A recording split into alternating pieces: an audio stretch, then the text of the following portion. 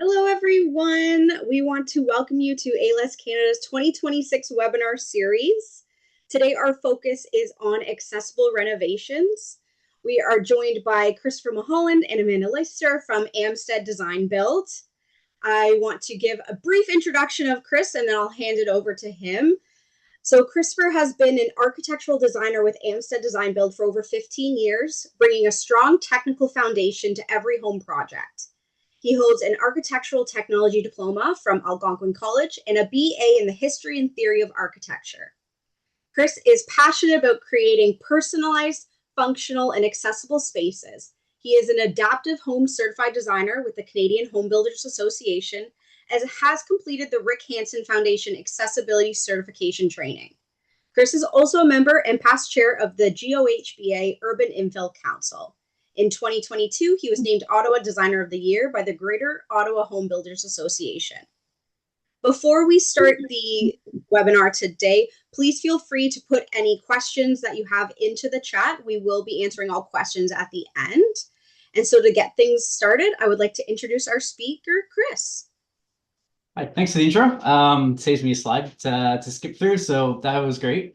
Thanks so much for having us here. It's an honor to kind of speak to everyone, and adaptive and accessible housing is a topic I really like talking about. So happy to take any questions at the end, and hopefully we can provide a lot of useful information for everyone. Let's skip through. That's the intro that Emily covered, so we can breeze by that. A little bit about Amstead itself. We've been in business for 37 years, and as a custom home and renovation company, we have been able to do a lot of very different projects for people with different needs. So it puts us in a really good spot to be able to help and use that experience on current and future projects. And we were lucky enough to win the inaugural Adaptiv Universal Design Award 2 years ago now, when the Home Builders Association locally added that. So it's a really cool thing that now even the Home Builders Association recognizes that there's importance in that design, and they have an award for it. So it was really exciting. We have a few different things to cover in this. We've got some very specific examples of work that we've done in the past, but we'll start with some very general things that we would look at for ALS specifically. Some accessibility considerations we like to focus on are things like function and safety. It's really important as well to look at those assistive devices. We've got some pictures later of how we do that. Long-term needs, since there's any kind of time there's a progression in somebody's needs, we want to make sure we're adapting for those. So as we plan something from an architectural level, we'll start with what the needs might be today, but with an eye to what they might be going forward for however many years you plan to be in the home, which as a builder, we want as long as possible. And then we do talk a lot about whether or not it makes sense to renovate, move, or new build. Depending on the house you have, the neighborhood you're in, different needs like that. That's a big topic of discussion with anyone who's using the home, and any other family or caregivers who might be involved in that as well. Some common upgrades we see. This is a really generic list based on the most common things that have been done in surveys sort of across the country of different people who are doing adaptive and accessible upgrades. Grab bars obviously might be the most common one. And things like higher toilets, curbless showers. These will vary depending on the specific needs. A few that we'll probably focus a little bit more on are curbless showers, wider doorways. These are things that are really applicable. Lower thresholds, we've got some great pictures later on. But this is a bit of an idea of the different things that are commonly done to make houses a little more accessible, and can apply in either a new home or a renovation, depending on the scale of the house. We always start with entryways. It's kind of the part you see when you get in or out of the house, and we want to make sure that the house isn't in the way of being a home. So ramps are a big one. The OBC here in Ontario, and I understand there's some people from different parts of the country, but we're based in Ottawa, so we'll probably reference the OBC a little bit. Is the slope is 1 in 12. So if you imagine you're going up well, 1 inch, the ramp has to be 12 inches long. B652 is a regulation we'll talk a little bit later on. It's a Canadian standard for accessibility in houses, and it has a ramp slope of 1 in 20 to 1 in 15, somewhere in between that. Much more comfortable slope, a lot easier to go up and down. And you can see in the picture we've attached here, this is a fully accessible renovation we completed. It's been a few years ago now, but the ramp in this case was fairly shallow, built in with the landscaping. So from the street, you don't really tell it's a ramp. It doesn't have to be a big wooden contraption or a steel add-on one, something like that. It can be very much intentional and part of the landscape, and it just is a matter of planning ahead to make sure that that's something that can be accomplished and working with a good landscaper, which we're very lucky to have. We do look at floor heights. So if you're in an existing home and the floor height from the outside grade, so your walkway or whatever it happens to be, to the inside of your first floor, if it's more than 30 inches, that would require a very long ramp. So we would probably consider an exterior lift. Lifts can be done outside. They make them that somehow manage Canadian weather. But we've also had situations where they've been put inside of a garage to have a little more protection. In the case you're building a new build or a custom home, we can make sure that we design the home to be lower so that the ramp isn't as long entering it from the front. Other things to look at, these don't have ramps, but the thing we're highlighting in these pictures is things like the overhang, more lighting, and nice level walkways. So something like there's not a big step in the picture on the my right. I'm hoping everyone else is seeing that one on the right. It's a very small step, so if it ever needed to have a ramp added, it'd be fairly straightforward to do. But in that case, the doorway is nice and covered. And you can see in both of these examples, the slope of the roof is away from the step itself. So we always want to make sure that we're looking at things like where the ice and snow will go, how to shed the water. In both of these cases, we don't have to rely as much on something like eavesdropping, which is sometimes a little iffy, to keep the water away from the actual step or the ramp itself. It's shedding away because of the slope of the roof. Lots of lighting is also important, again, depending on needs and eyesight and stuff like that. We want to make sure it's a well-lit entryway so everyone can find their way, and if there is ice or snow, we can see it. So we know how to, so you can avoid or address that. More about entryways. So we do get some random things when regulations for setbacks and zoning run up against the needs of accessibility. It's not always, regulations don't always play nice with each other. So we do have to consider that. Places like Ottawa and most big municipalities now have some kind of minimum front yard space for soft landscaping, for trees, for different things like that. You may have a heritage overlay in your neighborhood. There are mature neighborhood overlays here, which for anyone not in Ottawa, I guess the best way to describe it would be controlling certain aspects of the character of the house. Front doors are the big one that come up with that then run up against accessibility. Front doors in Ottawa have to face the street in those mature neighborhood overlays. So that's one where it can be a little bit challenging trying to accommodate ramps, but we want to plan ahead. The infill regulation, I mentioned the urban tree bylaw. Again, most places now have some sort of protection built in the legislation for protecting mature trees, especially. And that's where this picture comes in for putting a deck or a ramp in at a front.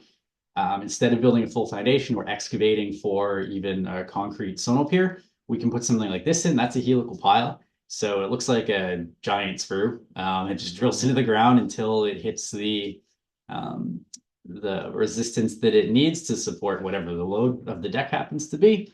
And that can support your ramps and decks. You can put an incredible amount of weight on these.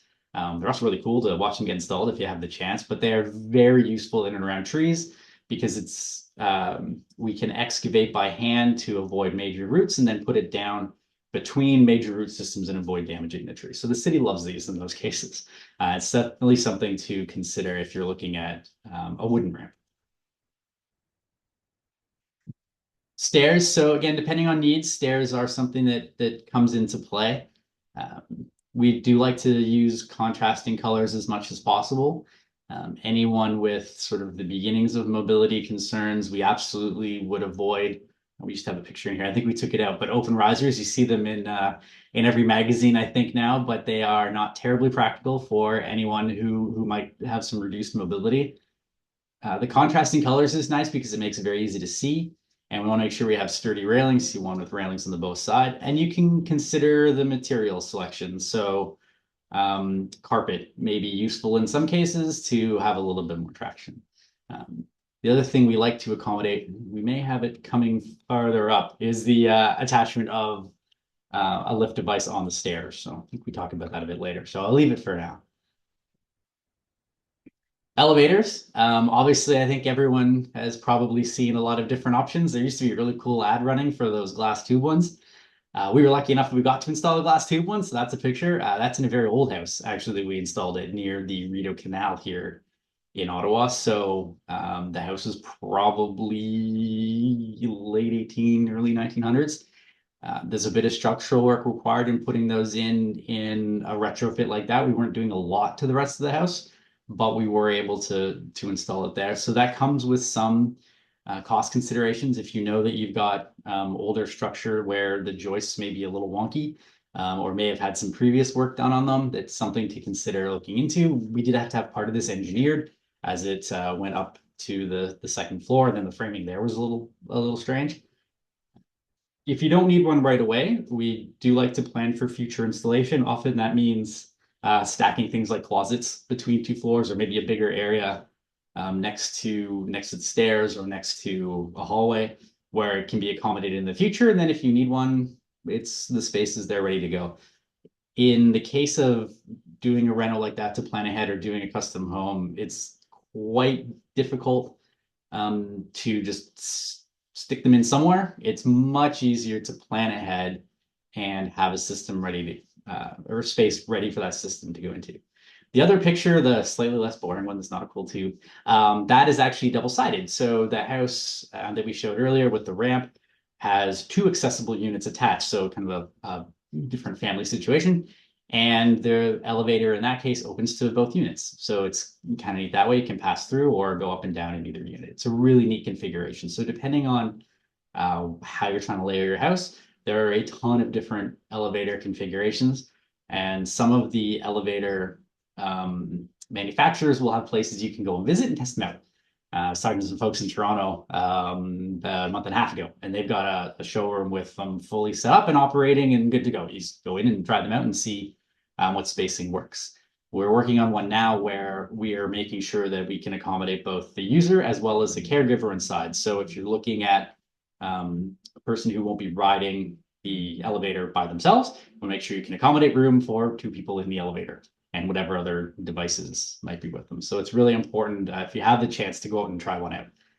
Fortunately, we don't have a place where they operate in Ottawa as a testing center, but I know Montreal and Toronto do have spots, which is really handy. Floor transitions is another, a bit like entryways. We don't want to create barriers in the home where we don't have to. In this case, there's a few different things we're doing here. We can make sure that floors, even though they're different kinds, are flush. So a lot of times in a custom home, that's fairly straightforward to do. But even in a reno, often we'll just have to build up one layer with some extra plywood or OSB under the floor to make sure that tiles and hardwood or LVP or whatever other flooring material might be are nice and flush. So you can see in front of the fireplace in this one, and then into that big front entryway, there's no lip between those. There's different ways of doing it in older houses. There's some kind of funky things we can do by back cutting some pieces of the flooring and melding them together in more of a retrofit situation. The one that opens into the nice sunroom, a little bit more extreme. So we've also sunk some doorways. That gets a bit more challenging, but with the right hardware and with a flooring system that works, we can actually drop the frame of the floor, drop the frame of the door into the floor, and then run things very, very flush. Doorways are part of that. So this is a really cool retrofit option if you're in an existing home and the doors are almost okay, You can buy these retrofit hinges. Most hardware stores can either order them or may have them in stock, kind of depending on the specifics. If we're aiming for a 34-inch clear opening, so if you have a 34-inch door, it only opens about 32 inches, depending on the thickness of the door. Put on one of these, and it'll open pretty close to the full 34 inches. If we're building new or we're doing a major renovation, we'll just make a bigger door opening and it solves this. But in a retrofit situation, this is a great solution. And they're fairly inexpensive, and you can probably have a do-it-yourselfer put them in, right? It's pretty straightforward. A little bit more complicated. These are some pocket doors that we just finished not too long ago. So the typical pocket door disappears right into the wall, and there's a little catch that you have to reach in and kind of pop it in order to access the door to open it. In this case, what we've done is made the door extra wide, or the door opening extra wide, and then the door doesn't completely disappear into the wall, so we can have that nice big bar handle. It's easy to grab, it's easy to see, and then it just slides right out of the way. Modern pocket doors are pretty sturdy as far as the hardware goes, so the slide is quite easy on them. And this just means that we don't have to worry about a little catch that was really hard to grab. In this case, that was more the challenge for this particular homeowner, that she couldn't really get at the catch, and this was the solution we used there. And these are still lockable. You can lock a pocket door. Since obviously this is into a bathroom, and that might be a concern, it is possible to do. Thresholds when we're doing a door, we want to keep it to 13 millimeters max. Most mobility devices can manage that pretty easily. Anything a little bit bigger, we can do there's prefab pieces you've probably seen somewhere that clip on, that provide a bit of a ramp. Here at our own office, we built one at our back door, so it gets up and over the threshold. They do require D-pulls, so not a doorknob, essentially, if you're looking at CSA B 652. And kind of a cool fact, we heard now someone in BC can correct us if we've got our info wrong, but back in 2014, Vancouver's building code apparently banned doorknobs, which is a really interesting thing to make houses more visitable. We don't talk a ton about visitability all the time. We often are customizing a home for the user of the home. But if you're someone who might have visitors coming in, then how that functions as far as a visibility standpoint might be important as well. And another great picture here of a really nice flush threshold. You can see right through this house, everything's just nice and level, so no obstructions. And the door in this case is nice and low. A few different features. This is another one that's pretty common now, even in homes that aren't looking at accessibility. It's the outlet with USB connections right built in, so you're not always searching for a brick. Means you can charge different devices really easily. Smart switches are another one. Most of them now can connect to things like Google or Alexa or whatever your smart home device of choice might be. Easy to access or easy to use by speech or by other sort of digital inputs through a computer or phone or something like that. And they can all be pre-programmed. The other cool thing is occupancy sensors. Forever, we've been using these in closets, but you can also put them in hallways, mechanical rooms, usually in places you're passing through. We don't usually put them in places that you'd be in for a long time, because that would, like, if you're going to be standing still somewhere or occupying a space without moving a lot, the sensor will turn off. So it doesn't work the best in a place like a bathroom or a bedroom sometimes, but through those transitional spaces where you're in and out, great option. And then timers, remotes, and now AI. We haven't done a ton of AI built into the house yet, other than sort of the Google system that's got Gemini, I guess. And of course, now it's listening. But that kind of thing can make that automation really simple and a little bit more intuitive as you go. So you're not necessarily having to do as many inputs. It can learn how the house is working and how you need the house to function for you. We talk a lot about lighting. Again, with different visual needs and different sort of heights of working spaces, the light has to be considered. So in the case where you can see the lowered countertop on one side, that may not, the light you choose may not be the same as the light you would have if it was a single height counter. The light will hit it at a different height, so that needs to be managed depending on the general lighting. We use a lot of pot lights for general lighting, and then things like under counter lights that can be more directional, or pendant lights, which have a very adjustable height, so that we can lower them to a different cabinet or higher depending on exactly the height of that counter. Again, motion sensor lighting comes up in here. Great option. We want to try to layer lighting, and we almost always make lighting dimmable, so you have some flexibility if you need it really bright sometimes, but you want more of a background lighting later. Modern pot lights are all very easy to dim, as long as the person installing them has the right like switch system for the right pot light. There used to be some issues with the LEDs where that would be not quite matched. Electricians now can get that right, so that there's no concerns with flickering and that kind of thing. I think obviously bathrooms become one of the biggest places for accessibility and a wide range of users. Grab bars are the huge ones.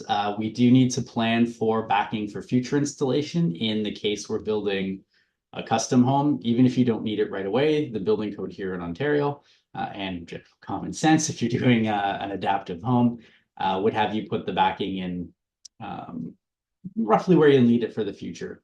Often we'll do a layer of plywood in behind the usually the waterproofing membrane and then waterproof drywall, and behind that we'd have a layer of plywood that makes it easier to install a grab bar anywhere. That way we're not trying to follow what the specific code requirement is, because it's good for like the average person at the average height with the average need for a grab bar, which suits very few people particularly well. So the plywood lets us move that grab bar around depending on the person's height or how they might be grabbing it or using it that way. Comfort height toilets are another one, a little easier to transfer to the comfort height toilets. They're at a comfortable height, and they're pretty common now anyway. We rarely install the older ones. And then planning ahead for bidets. So whether or not that's additional plumbing or if it's just an extra electrical outlet, which is what we've been doing commonly lately. We'll just have an extra outlet installed behind the toilet and it's ready to go for a retrofit bidet if it's ever needed. Curbless showers are a huge one, obviously. They don't necessarily have to be large to function well. This is a pretty compact one. The picture we had, I guess, in the previous slide was very big. So if it's going to be necessary that a caregiver or another person is helping the user of the shower, you want to make sure it accommodates the space.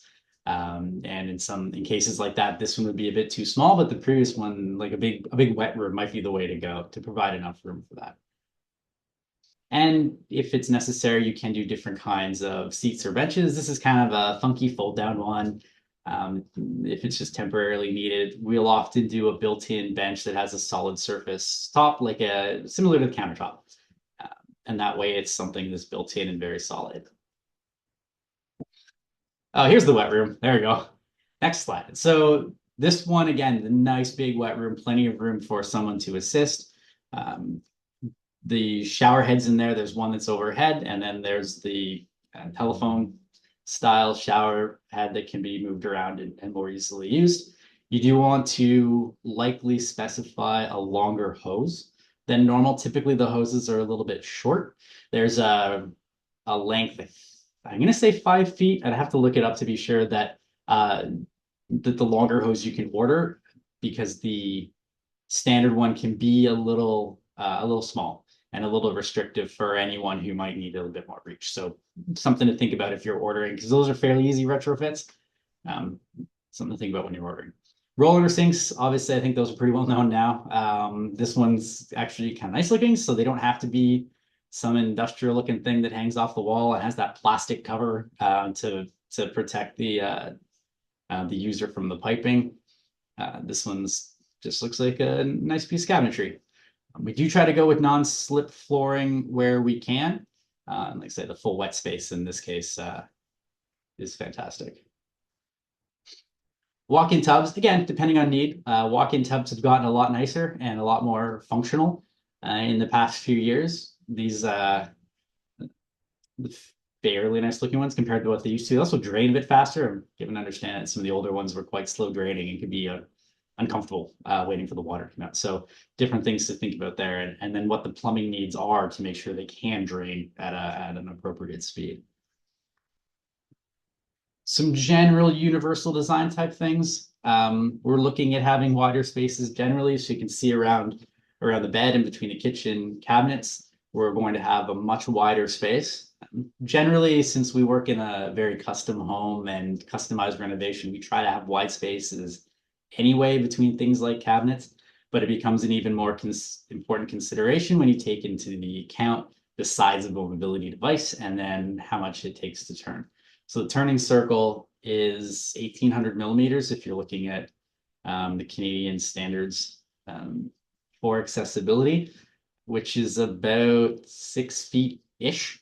So you can imagine if you have that in a couple spaces in the house, that's starting to add some room, and that may come back and sort of inform how you go about laying out the rest of the space. We also do right height switches and plugs. So we'll move plugs up from the floor. It's not really a hard and fast number we put them at. It really depends on the specifics of the user. We have a part in our process that's an electrical walkthrough. So we'll go through the house and decide where those heights need to be, depending on who's using the room and what's happening in that room and different things like that. So it's very customizable at the time you're doing a major renovation. And can be done as a retrofit depending on what the electrical system in your house looks like. You know a little bit about that later.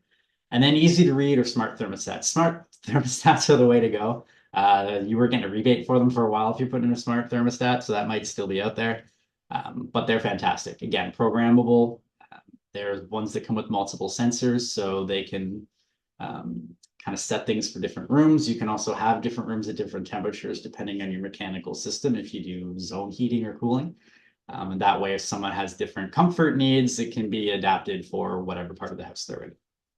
And easy to read thermostats are super simple to get nowadays. They're very calming.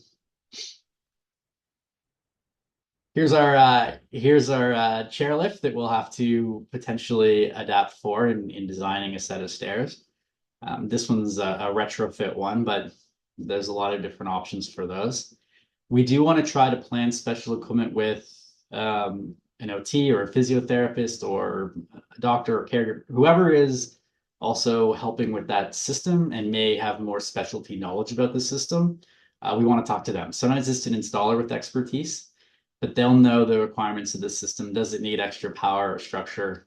If you have a lifting system that's above a bedroom, maybe taking to a bathroom, we'll want to make sure that we've reinforced the rafters for that, because that's not the kind of loading a typical rafter or truss is accommodating for. They're worried about stuff coming from above, not necessarily hanging something of weight below. And the mechanics and the structure of those can, some of those devices can be quite heavy.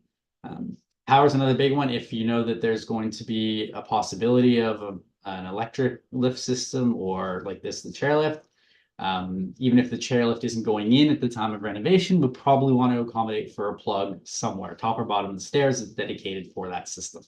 That way it's easier to retrofit in. Some other planning stuff that comes up almost in all of our renovations, but there's different things to think about when it comes to accessibility. Electrical is a big one. Do you need a generator? If you have devices that are electrically powered that just cannot turn off, you want to consider generator as part of your renovation. There's a whole bunch of different versions, but we've done some of various different sizes, from the little ones you see advertised on Blue Jays games, if you like that particular brand, right up to giant ones we've had to have lifted in from the street on a crane, which was kind of interesting to watch. So depending on the electrical needs and exactly what needs to stay powered, the size will come from that. That's something your electrician and mechanical experts can discuss. Plumbing, we kind of briefly mentioned in the bathrooms. You want to make sure that the supply and the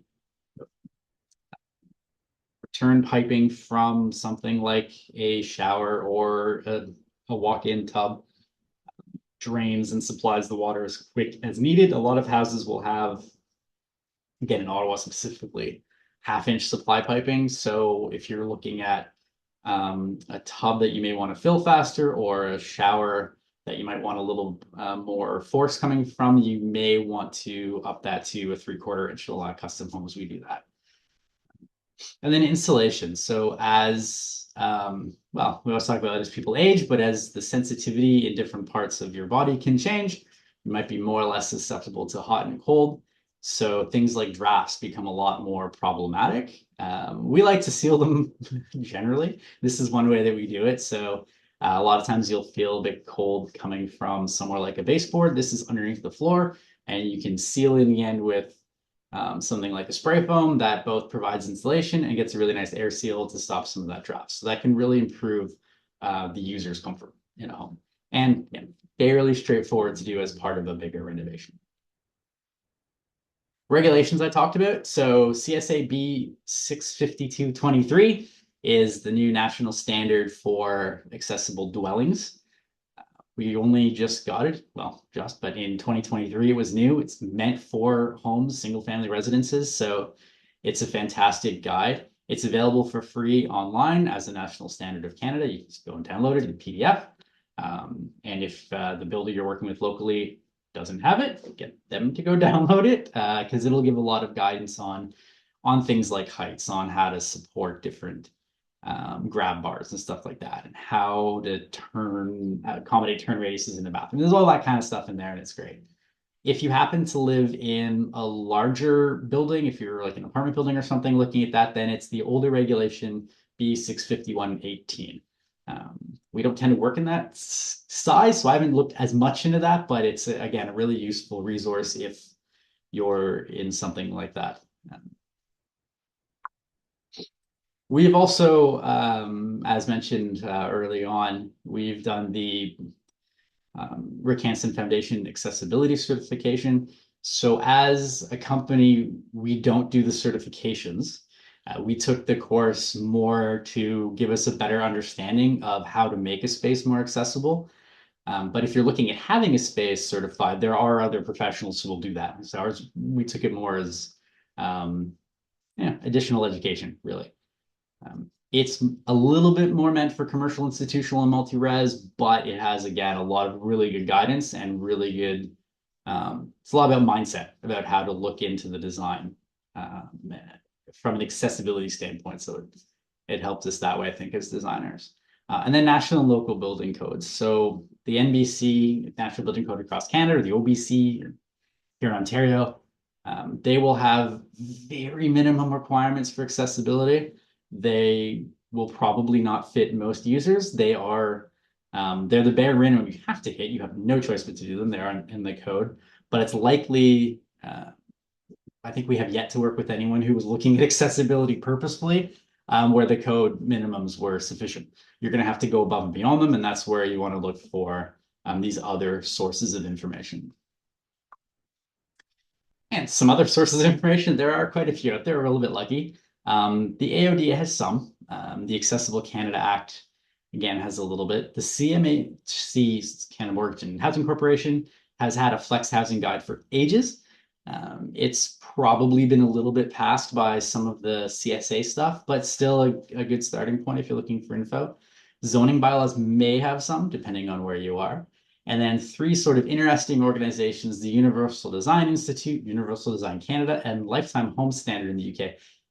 If you watch a lot of like that HGTV type stuff, sometimes the Lifetime Home Standard comes up depending on where the show is based. But it's got some really interesting stuff, and it has a pretty long history at this point too. So it won't really apply as a standard here, but again, it's something really nice as a reference and a starting point. And of course, Adaptiv Home. So if you are looking for someone who is a professional, the Canadian Home Builders Association certifies Adaptiv professionals. We have to take a course. Then we have to do a whole bunch of readings and stuff, and we actually have to pass a test. So in this case, if you're looking at an Adaptiv Home professional, you can know that they've gone and they've done the 70% on the test, which is the minimum for a pass. So they have a pretty good understanding of at least the starting point of how that works. You can find Adaptiv Home professionals most places in the country. We'll have a website link that you can go and look it up, and you search it by where you are. So type in your city's name, and it'll pop up with someone. I think most major cities now seem to have a few. We have two here at Amstead, and sort of covering different parts of what we do as a business. So it's a really great resource that way. And the Rick Hansen Foundation does have different kind of certification training if you're looking for that. We do like to talk a little bit about finding a professional because we kind of know from experience that renovators, not all, but there are some out there who will take advantage of people in different situations and maybe offer things they can't deliver on. Hopefully, no one's suffered from that. My father was a renovation nurse before he retired, and I would get to hear the horror stories of some of his patients who would go and hire someone who made a lot of promises and couldn't keep them. So definitely look for referrals from friends, family, maybe someone who's like an OT. If they've worked with someone, there are Adaptiv home professionals who are actually occupational therapists. There were some in the course when I took it. So they may have some references to of builders they worked with. So even if the builder may not be certified, if they've worked with a certified OT or personal service worker, then they would have a good starting point too. And you can find all that on the link. That's the link there, chba.ca/adaptiv-home. No E in Adaptiv because we trademarked it and it's cool that way. So we got rid of the E, and that's where to find all that. And then be a little bit aware with ads. Definitely do some research. Most renovators or builders will give you references to call or job sites you can visit. Definitely call them and make sure that they actually can deliver on whatever those Adaptiv requirements are. A couple other things we suggest. I'm just looking for if you're looking out for that builder. Make sure they have insurance, WSIB, a BCIN in Ontario. It's your building code identification number. Architect stamp, something like that would be similar, or if they're a member of the AATO, a stamp there, something that is professional designers essentially. Do they have any kind of accessibility certification? Find if you can visit houses. Often visiting a house that's complete is a little bit tricky, but if there's one sort of nearing completion that you can go and visit, definitely ask.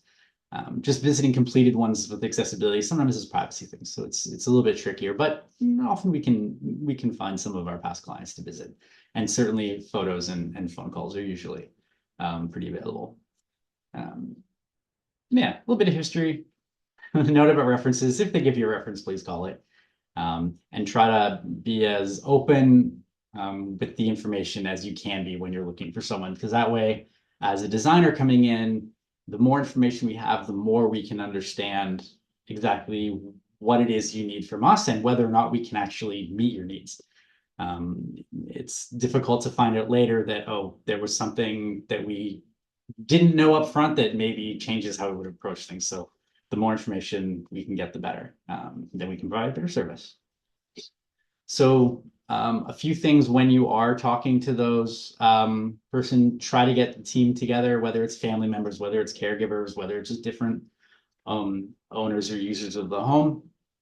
Understand before you go in what you're trying to achieve, what you're trying to or able to invest. That can be a huge impact on how far we can go with making a home adaptable, and that may start to inform that conversation about whether it's a custom home or a new build. So that kind of thing can become important. Often, when do you want to be done? Is there a date where if someone's coming out of a hospital, for instance, or coming out of some other kind of care, do we need the house done for them to arrive? And that's super important to make sure that we schedule it properly and get our work done in time for that to happen.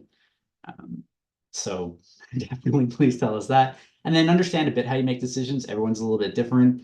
Most builders and designers will customize that process to make it as easy as possible.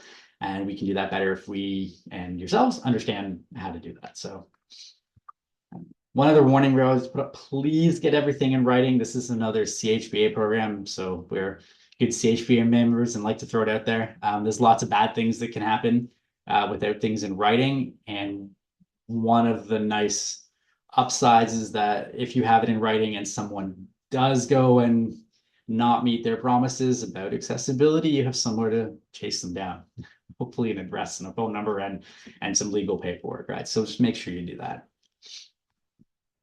The accessibility team, as I mentioned, a lot of these different folks have also taken the Adaptiv course. So you can find occupational therapists and designers who've certainly done that, and interior designers. One of our interior specialists is the other person on our staff who's done the course. So something like that would certainly make for a good team. Even if your OT isn't specifically a member of like the Adaptiv course, their expertise is going to be invaluable. There's only so much that a designer or builder can know. We're really good at putting the house together and doing design stuff, but there are so many different needs that are unique to the person that we could never know all of it. And that's where these other members of the team are really important. That home medical equipment specialist. I've gone and visited places and manufacturers that have some of that equipment. It's really neat to look at. I don't know the second thing about it. So we'll try to, we'll work with those people to make sure that it works properly when it's in the house. But they do need to be part of the team so we can get it right. Then, of course, caregivers and families, anyone else who might be involved, we want everyone at some point at the table to have some at least input on exactly how the house will be used so we can make sure that at the end there's no one in there going, why didn't you consider the space for me in the elevator, or how it would help someone in the shower, that kind of thing that we talked about earlier. That's where those people are going to be really, really invaluable. And then a bit about how we run our process. We get everyone together to meet the team. And we discuss kind of the wishes, wants, and needs, what we generically call it. More specifically with adaptability, what level of accessibility are you needing? Are you looking at going from a progression of very little accessibility to needing something very accessible? And how do we plan that out? Is there a point where you may need to move out of the home so accessibility can stop at a certain point? There's a lot of different conversations we need to have. And the more we can talk about it, it can be a little bit awkward. Honestly, it gets into some very personal information sometimes, but the more we can understand that as a designer, the more we can make sure it's reflected in the home that we ultimately build. And then you'll be more comfortable in for as long as possible. And again, budget scheduling, kind of mentioned those. We do a regulatory review, so a bit of future planning around codes and things, zoning and variances and stuff if we need them. Hopefully accessibility stuff doesn't need a variance. Every now and then the rules are wonky. That's zoning. But it's good to know that up front. During the construction, you want to be able to have meetings. Often we won't do meetings on site for construction reasons. But you do want to have a plan for visitability if it's an option that can be done. So in this case, it was a custom home we were building. You can see we keep the sites pretty safe and stuff, and we want to make sure that we have an option if you'd like to visit, that during the work, it's safe to do so. Nowadays, we do a lot of our meetings on Teams or Zoom or something like that, right? So you don't necessarily have to be for a weekly meeting on the site, or you can look at it by video, but we really do like the opportunity to get on site and take a look whenever possible. And then, finally, enjoying your accessible space. So we want to make sure that we've covered things with a warranty so that if anything does go wrong for the life of the home, you have someone available to come and fix it. So something to ask about, our warranties lifetime. I don't know how that may vary in different parts of the country or different parts of the province. And then we want to make sure that once you've moved in, that the adaptability is planned for. So any future modifications you need or anything you've planned for, and you have the ability to update to new tech or new changing needs, that kind of thing. We want to make sure that the house will continue to work for you for as long as you're there. And then hopefully you can relax and enjoy. That's usually the best part of finishing a reno or a custom build, is when we go away and you just get to hang out and the space is comfortable. And so we'll leave it there. And if you got any questions, I'm happy to take them. Hopefully we've provided some things to think about, and yeah. Awesome. Thank you so much, Chris. We did have quite a few questions come through, so awesome. I will read them off to you and then you can go ahead and answer. So I know were able to kind of mention this specifically about thresholds. So an individual put in the chat, if you have the option to build a house, would no thresholds be preferred? Yes. We're working on one right now, fully custom home. We're aiming to have no thresholds. We've also planned to drop the house to, again, there's little technical things that I can probably spend the next half hour talking about, but probably not everyone wants to hear. We've been able to drop the first floor height of the house to I'd have to look. We're still finalizing it because it's very early stages, but kind of like less than a foot from grade, which makes the ramp really short, which is ideal because it's not big lots. So that's the kind of thing you consider. And then at that point, you can have almost no thresholds. Front doors and back doors in Canada are always going to be a problem because we have snow. So it's really tricky to get a door system that works really, really well, completely flush. We can do it with a lot of big overhangs and covers and different things like that, and it works pretty well. And that's the way to go ideally. So yeah, in a custom home, as much as possible, get rid of those thresholds. And there shouldn't really be any once you're inside the house. It's pretty easy to get rid of them. It's the front and front doors and patio doors are where it gets a little bit tricky. Awesome. Thank you. What are the things to consider when someone is wanting to create a wet room on the main floor of the home when there's only a powder room currently present? Ooh, space. Space is the big one to consider. That's certainly a challenge. You can make a powder room as a wet room. They're done. I didn't understand they're done a lot in Asia, apparently, for whatever reason. Maybe it's space there. I don't know, but a client had mentioned this to it a while ago. So as long as you're picking, the big challenge in there would be how you finish the countertop and the cabinetry around the vanity. So if you're using sort of the standard stuff we use for vanity, like wood and some melamines and stuff like that, that's not going to work in a wet room. But you can design the whole room to be a wet space just by finishing it. There's a lot of detailing you need to do and a lot of different things like that, but it's definitely doable. Great, thank you. In your work, have you seen a checklist of considerations for individuals to consider when looking at accessibility? Yes, we have one. So Amstead does have a list. Yeah, Amanda's with our marketing team, so she's off screen smiling at me. So we do have a checklist to go through. I think we call it "How accessible is your home?" I believe. And Amanda can nod at me if I'm right. Is it on our website now? It's on our website. So amstead.ca, you can find it there. I think we can probably forward it through Emily. Again, it's not comprehensive. It's some things to think about that we've run into. Hey, anyone, if you're reading it and you say, why didn't you all put this on the list? Let us know. We'll change the list. That's usually how those things develop, right? It's feedback from our clients and people who look at it. But yeah, we do have that list. I believe there's some from some of those other organizations that I've seen too. I think CMHC had one for a while, but ours is, I said, pretty handy and I know where to find it. So we can send that one along. Awesome. Thank you so much. I know that would be very helpful if it's possible. Is there anything unique to consider for individuals who may not be living in a house, but more in a condominium or an apartment?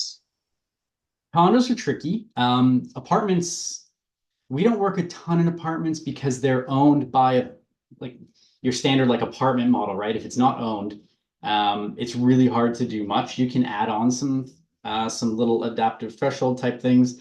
I know there's this really cool rubberized piece that can go onto a shower to try to make it a little more like waterproof coming out, but you can actually roll over it. It was a client of ours who was actually a wheelchair user who told us about this thing. And it's like a little spongy bit and you roll right over it and it squishes down, it pops back up and pulls the water. And so something like that in a retrofit scenario where you can't really start knocking open walls is a great option. Condos, we have a lot more things we can do, but the condo board will limit it. So if you're trying to get rid of things like thresholds, most condos, all the condos we worked in, have required different levels of sound attenuation within the flooring material, so you won't transfer noise to the person below.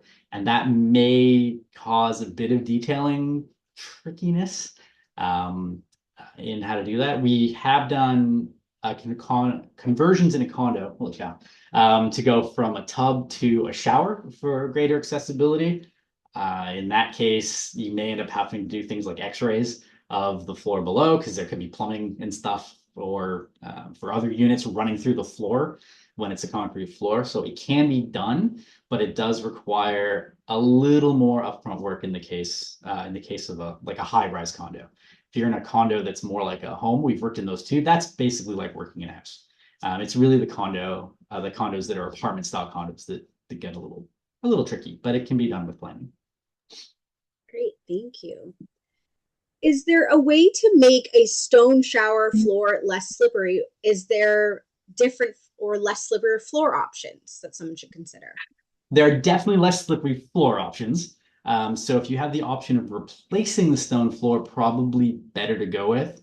Some options we've done in the past are actually making the pieces on the floor smaller. So smaller individual tiles or some of those kind of riverstone style surfaces because you get more grout and a little bit more traction. But there are definitely low slip tiles. When you go to a tile store, they can probably guide you to that. There's ratings on how slippery they are. You can get some that are more of a sandpapery texture. There is one that we've used lately. I haven't seen how low slip that one is, but it's like a solid piece of stone that can be custom cut to size, and it's got a bit of a texture to it. So it's super cleanable, but not as slick as you would get with like a solid surface countertop, for instance. It's a little bit more traction. So we've only done that one once or twice now. So sort of the feedback on it is very early, but it does seem like a cool option. In the case of if you're not changing the floor, that would probably be a bit more thought. I think there might be some coatings, but I'd want to dig into that more. Find a good tile store locally. Not like a well, you might get lucky depending on the Home Depot or box store. You might get someone who really knows, but go into like a tile supplier. Here we've got like Olympia, Centura, Euro. Somewhere like that will be able to guide you to a non-slip tile or to maybe something that can be done with existing tiles that you want to talk to a tile person to know for sure. Great. So we had an individual. So we recently purchased a new home, and the onus for identifying accessibility requirements fell to us from the builder. What are the obstacles for incorporating accessibility by design into new homes to make it easier on the purchaser? Oof. That is a massive and loaded political question that I could probably go on about and likely get in a lot of trouble. So the building code is very much a negotiation. So it's not like you just go and write everything to the building code and get whatever you want. It's consultations between builders, between users, between designers, and everyone kind of gets in a room and comes out with a camel when they were trying to design a horse. So it's not going to be everything for everybody. Some builders are really good at responding to that. New builds, as the code gets better, new builds get better, but there's a bit of a gap in between what the code says you have to do and what really would make a home accessible. And how to bridge that gap is, let's say, where I've been involved in consultations. We're really lucky at Amstead that we've been around a while, so it gives us the opportunity to sort of talk to people at different levels and advise on things like zoning and building code. They're interesting meetings to be in. I'll say that for sure. But how to get from where we are to truly like accessible place is a tricky one. I think if you're going in to look at especially like a track built new home, if they have some customizability in their design process, take one of those checklists in, and that'll help sort of identify it. But as for sort of the bigger societal question, that is a great question. Thank you, Chris. I is there any recommendations for an add-on bidet accessories for an existing toilet with a toilet seat riser? I don't know that we have a specific recommendation. Usually it's coming from the user end. So we'll just make it work for whichever one is ideal. Again, it's one of the cases where we're not necessarily experts in everything. So if you've got an OT or someone with that kind of thing, I would ask them which one will work, and your builder will make it work. And that's sort of how we go with it. People will come to that specific piece of equipment with us or bring it to us, and then we can modify that way. It's still a bit unique. The bidets, we're doing them more and more, but yeah, I definitely want a professional from an occupational therapy or a physiotherapy point of view to make that recommendation on which one will suit you specifically. Great. So we had an individual who was told by their contractor that making my small side split home accessible would be a challenge and very expensive. Do you have any recommendations or considerations for individuals living in a smaller home when they're looking at renovations? Side, I'll agree with them a little bit. Side splits are hard. Any kind of even front to back splits, there's a lot of stairs. So if you're looking for a fully accessible place, it can be tricky. We've got one right now where we're working on a back to front split, and they don't need an elevator now, but we're sort of plotting in a space where it could be. So there's a channel where it'll go. It really is tricky to negotiate the stairs. That's where it's really important to have a discussion about the level of accessibility. So if it's more, if you're not going to need a turning circle, for instance, it's a little bit easier to accommodate. Or if a chair lift on the stairs can work instead of a full elevator, that can help. So it's a really, if you just go in, like imagine if someone came to me and they had a front to back split or a side split, and it didn't have a ton of space and just said, hey, I need it accessible. Um, my first question would be how accessible, but if you don't ask that question, then the immediate thought from a builder would be, holy cow, that's going to cost a lot of money. There are probably ways not to, but it's going to be a bit of a more in-depth conversation, especially around how to negotiate those stairs. And fascinating project to look at. We did a side split recently, and we were able to keep the stairs. One of the stairs, the little one to go up the side, was actually a pretty easy staircase, so it wasn't a big deal. More railings, that kind of thing. The one to the basement was a challenge, and because it had to stop at a level midway down, it was even trickier. So we ended up kind of ripping out the whole staircase and adjusted the kitchen around it to make the staircase shallower, so easier to accommodate a lift if necessary. This homeowner is not anticipating needing one, so it was a little easier that way. But then we were able to put the landings in at the right places and make it a lot more comfortable. Um, Not going to say it was cheap, but because we were already renovating the kitchen, it wasn't so bad because it was sort of disappeared as part of the rest of the project. In the case if you're doing just renovations to accessibility, it could be a little bit trickier. But it sounds like you've got a fascinating project that would be interesting to look into to how to accomplish it. There are ways of doing things cost effectively, but with small spaces and trying to accommodate, especially a turning circle, it is really challenging. A turning circle is big. When you put it on paper, you sort of start to realize just how big it is. And I think that comes as a surprise both to designers who are new and probably some homeowners who, yeah, I just got to turn my chair, no big deal. And then you look at it on paper in a room, it's like, holy cats, that's half the room. And that's where that can be a bit of a challenge, but that's also what kind of makes it interesting. So that's where it'd be a neat project to try to figure out. But I would definitely look at how to accommodate around the stairs. That's usually the biggest impediment in a side split. Awesome. So Side splits are so cool, but they're so hard. I have one last question before we finish off, and it's actually a great question to end on. Oh, perfect. What is your advice to a family, maybe who is newly diagnosed or who's just starting this process and they don't know where to start?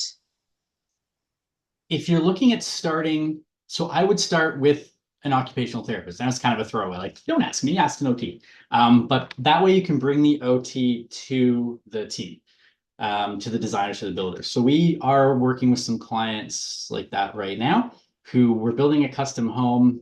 The person who needs adaptability is quite young, so it's going to be building for the future. But they're coming with some of that knowledge. They have an OT. They have different caregivers who can inform us on what to do, and then we can look at it very holistically. So what any user of the home or any of those professionals are going to know best is how things could progress. I know there's no magic wand or crystal ball that you know exactly what it's going to do. But if you know that you're at point A and sometime down the road there's going to be a point B and you can give us a bit of guidance, then we can build that in. And that's where adaptability really comes into it. We don't want to put anything, again, we can use custom homes as an example. We don't want to build something into a custom home that then becomes a problem later. And understanding what that later could be, which is the expertise of a doctor or an OT or someone like that, will help us make sure we don't put that block in the way, right? We don't want to make something, we don't want to make the house stop you from having it be a home, right? We want to make sure that whatever we do as a builder isn't going to get in the way. So having that, say, medical expertise or more something representative of sort of the specifics you might need from a mobility standpoint or from a lifestyle standpoint, we can build to that. But having that person on board as early as possible with the designer is going to end up a much more effective design. we're experts in building stuff, we're experts in codes, we're expert in kind of design stuff. We're not medical experts. And that's where that medical expert should be part of the team. Even if they're just giving you advice and you're feeding that through to us, that person needs to be there or the end solution will probably not be as good. Well, I can almost guarantee it won't be as good as if they're there and have their advice, because there's a lot of stuff we don't know when it comes to that kind of medical side. Thank you for that. It's such an important thing, especially to our community. So we really appreciate all of the knowledge that you have shared. It's been so informative. I know with all of the questions that we've received, it's been really, really well received. So thank you so much.